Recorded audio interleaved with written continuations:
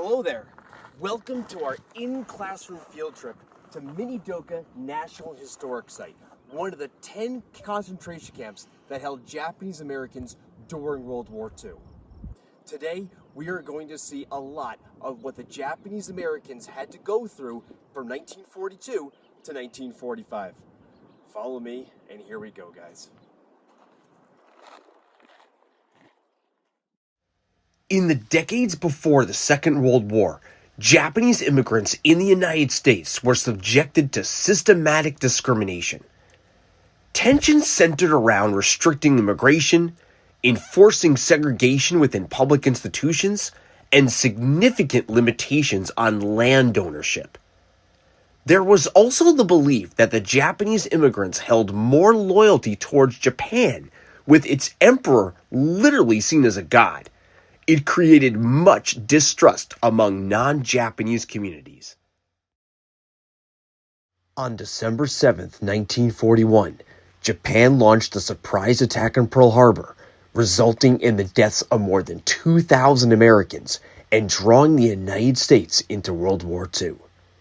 In the aftermath, fears of a Japanese invasion along the West Coast intensified, fueling widespread hysteria and suspicions that individuals of Japanese ancestry might engage in espionage or sabotage against the nation. In February of 1942, President Roosevelt issued Executive Order 9066, granting the military authority to designate exclusion zones and remove individuals who were deemed security risks. Although the order did not explicitly reference Japanese Americans, it was applied almost exclusively to them, including U.S.-born citizens. General John L. DeWitt established the military exclusion zone along the West Coast, famously declaring, "A Jap is a Jap, whether he's an American citizen or not." This policy led to the forced relocation of approximately 120,000 Japanese Americans to 10 internment camps spanning from California to Arkansas. Families were only given 1 week to register, gather belongings, and report to assembly centers, often compelled to sell their property and businesses at drastically reduced prices, because they could only bring to the camps what they could carry. It is worth noting that there was no known act of espionage or sabotage committed by a Japanese American during the Second World War. The Minidoka War Relocation Center, located in southern Idaho, operated between 1942 and 1945 and processed approximately 13,000 Japanese Americans during its existence. Now, officially, this place was called a War Relocation Center, but since 1945, these places have often been termed a concentration camp, and that is completely valid. I know what you're thinking. When we hear the word concentration camp, we think of the Nazi camps and the Holocaust. But the general definition of a concentration camp is simply to concentrate a group of people in a certain area. And this definitely applies not just to Minidoka, but to all the other Japanese American internment camps as well. Minidoka's first incarcerees arrived in August of 1942, suffering from the loss of their homes, jobs, and freedom. Residents were given military cots, straw mattresses, and wool blankets. Everything else had to be bought or made. There was nothing they could do about their situation, and just had to make the best of it, and it led to the term shikatagatsu, or it can't be helped.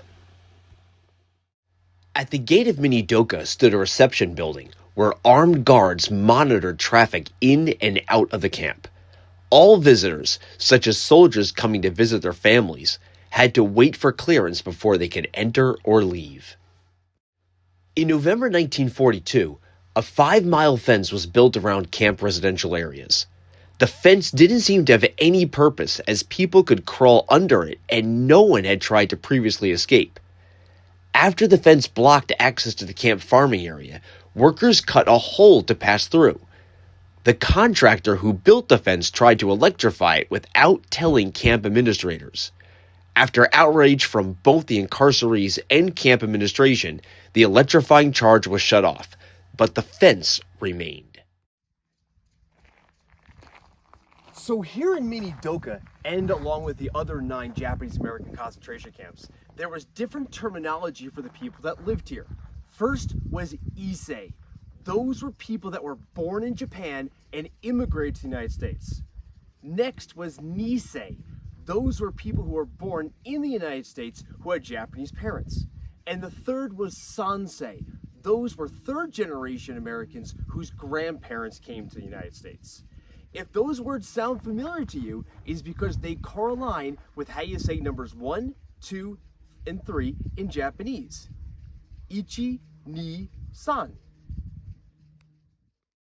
The War Relocation Authority was a civilian agency administering the camp. They set up a semblance of self-government by appointing Nisei as camp representatives. Isseis were denied such a role. Japanese Americans were employed working for the WRA, but pay was capped at just below the salary of a private in the Army at $50 a month.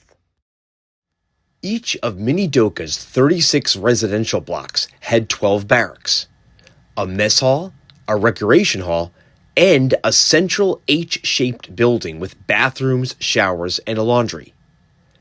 Barracks were divided into 6 rooms, with each room housing a family of 3 to 8 people. These were all wooden structures, so there was no insulation, and they were all exposed to the elements. Showers and toilets lacked privacy partitions, and in the mess halls, children and teens ate with their friends rather than their family. Minidoka had a very extensive education system with 2 elementary schools, a junior high, and a high school, encompassing over 2,000 students.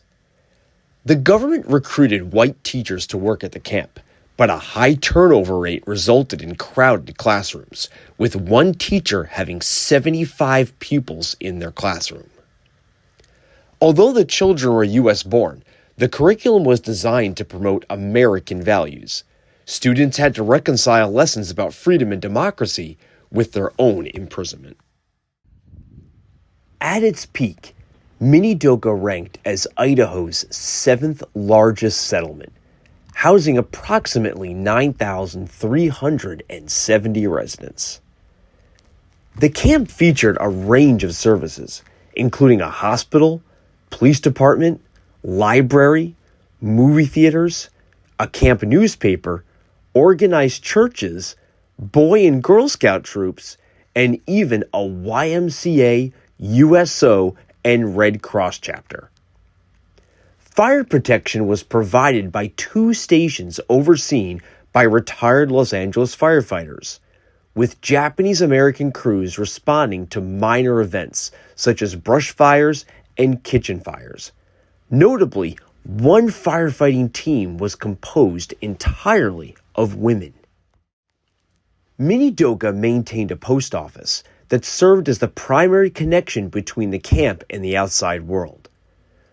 All correspondence was subject to U.S. Army censorship, with officials reviewing letters for sensitive or potentially inflammatory content.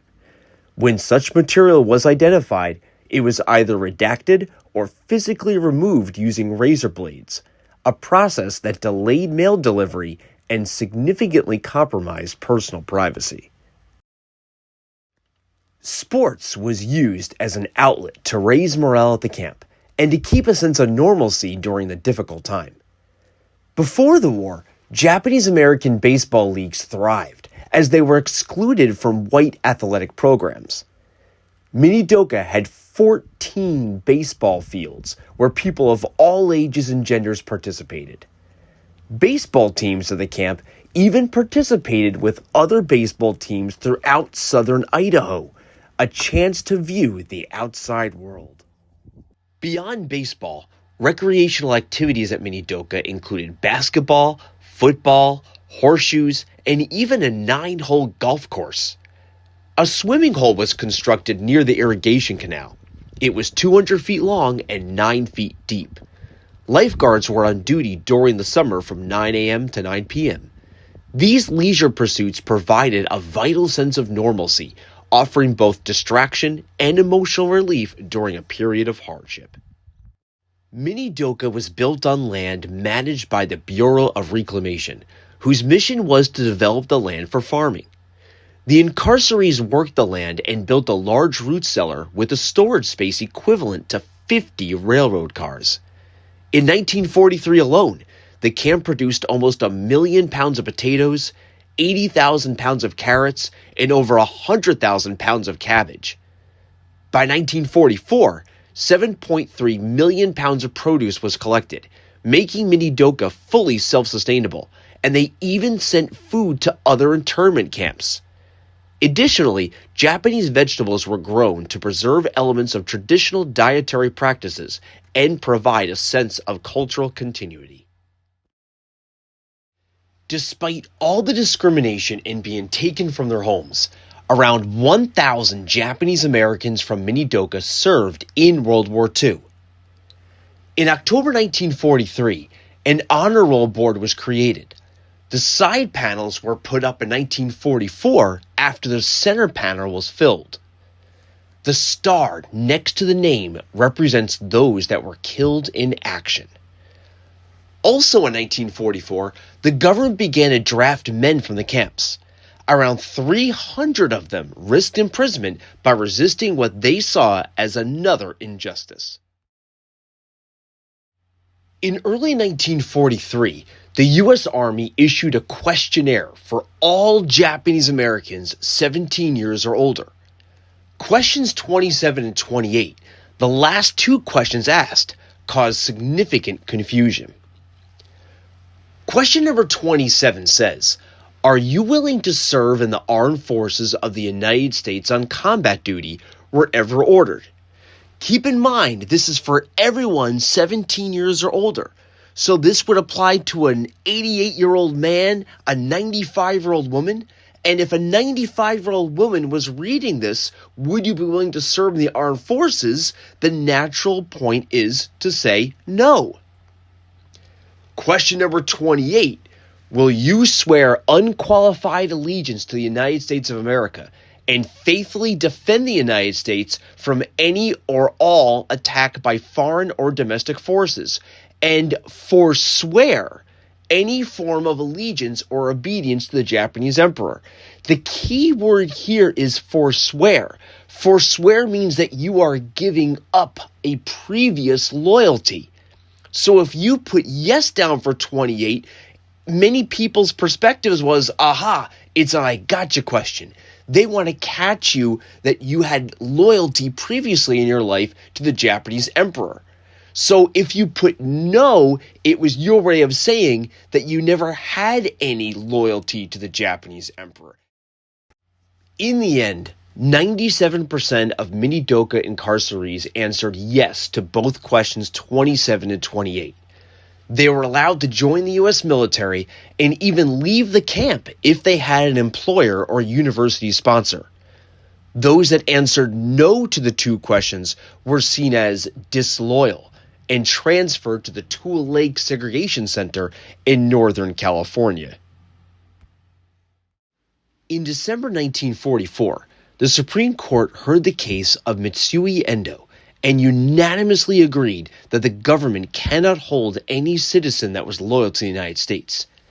The camps began to close, but many Japanese Americans had no home or job and faced racial hostilities that prevented many from leaving.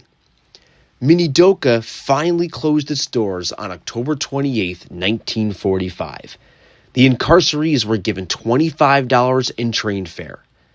Land lotteries were held for white World War II veterans, with each winner getting 2 barracks to use, along with any machinery or furniture left over. The Japanese Americans were not even allowed to participate, even if they had been veterans. After more than 40 years, Japanese Americans finally obtained justice in the Civil Liberties Act of 1988. The U.S. government formally apologized, recognizing that the camps were created by racism and hysteria, not military necessity. Each surviving victim also received $20,000 in compensation, which totaled over $1.6 billion. So, that concludes our trip to Minidoka National Historic Site, an American concentration camp.